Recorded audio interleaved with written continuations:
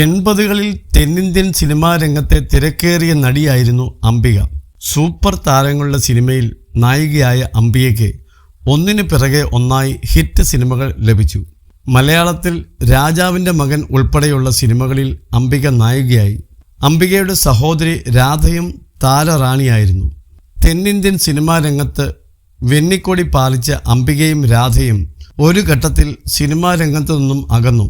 അക്കാലഘട്ടത്തിലെ മിക്ക നായികമാർക്കും സംഭവിച്ചതുപോലെ അംബികയുടെ മാർക്കറ്റ് മൂല്യം കുറഞ്ഞു.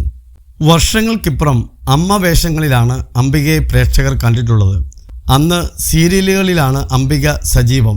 അംബികയെക്കുറിച്ച് വന്ന ഗോസിപ്പുകളാണ് തമിഴ് സിനിമാ മാധ്യമങ്ങളിൽ വീണ്ടും ചർച്ചയാവുന്നത്. അംബികയെയും നടൻ വടിവേലുവിനെയും കുറിച്ച് വന്ന ഗോസിപ്പിനെക്കുറിച്ചാണ് ഡോക്ടർ കാന്തരാജ് സംസാരിച്ചത്. അവസരങ്ങൾ കുറഞ്ഞ ഘട്ടത്തിൽ അംബിക നടൻ വടിവേലുവിനൊപ്പം അഭിനയിച്ചിട്ടുണ്ടെന്ന് ഇദ്ദേഹം പറയുന്നു. 2 സിനിമകളിൽ അംബികയും വടിവേലുവും അഭിനയിച്ചു. അന്ന് ഇവരെക്കുറിച്ച് ഗോസിപ്പുകൾ വന്നെന്നും കാന്തരാജ് പറയുന്നു. ഒരു കാലത്ത് ഗൗണ്ടമണിയുടെ തുല്യ പ്രാധാന്യം വടിവേലുവിനും ഉണ്ടായിരുന്നു. വടിവേലുവൊക്കെ വന്നപ്പോഴേക്കും അംബിക കരിയറിൽ നിന്നും ഔട്ടായിട്ടുണ്ടെന്നും കാന്തരാജ് പറയുന്നു. അംബികയെ ആക്ഷേപിച്ചുകൊണ്ടാണ് ഒന്നിലേറെ തമിഴ് യൂട്യൂബ് ചാനലുകളിൽ ഇദ്ദേഹം സംസാരിച്ചിരിക്കുന്നത്.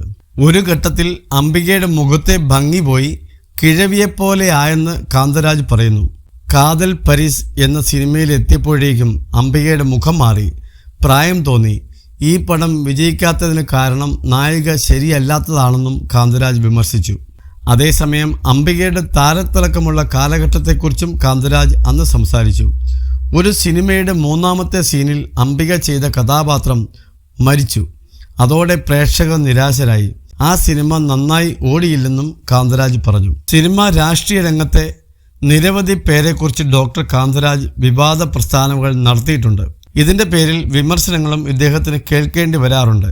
സീരിയൽ രംഗത്താണ് അംബിക ഇന്ന് സജീവം. ടെലിവിഷൻ ഷോകളിൽ സാന്നിധ്യം അറിയിക്കുന്നു.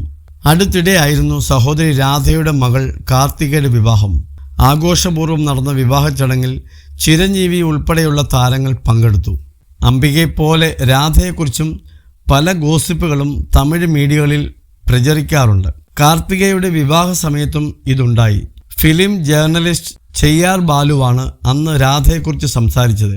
മകളുടെ വിവാഹത്തിന് സിനിമാ രംഗത്തെ മിക്കവരെയും രാധ ക്ഷണിച്ചിട്ടുണ്ട്. എല്ലാവരും വരുമെന്ന് കരുതി. പക്ഷേ പലരും വരാത്തതിൽ രാധയ്ക്ക് വിഷമമുണ്ട്.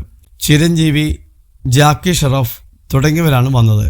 രജനീകാന്ത്, കമൽഹാസൻ തുടങ്ങിയവരെല്ലാം വരുമെന്ന് കരുതിയെങ്കിലും ഇവരാരും വന്നില്ലെന്ന് ചെയ്യാർ ബാലു പറഞ്ഞു.